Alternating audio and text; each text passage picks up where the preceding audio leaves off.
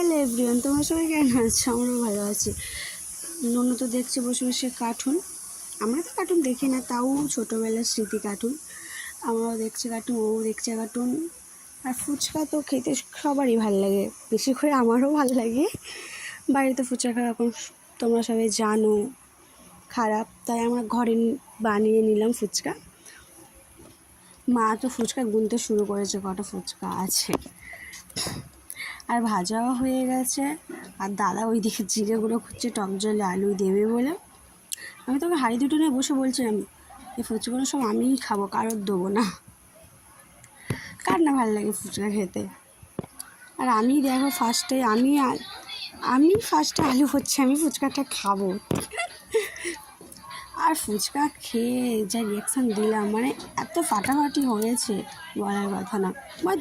দোকানকে হার মানাবে। দিদিও তো খেয়ে বলছে ফুচকাটা খুব ফাটাফাটি। এবার থেকে বাইরে যেতে হবে না, ঘরেই খেতে হবে। ভিডিওটা এই অবধি ভালো লাগলে লাইক করবেন। Tata, bye bye.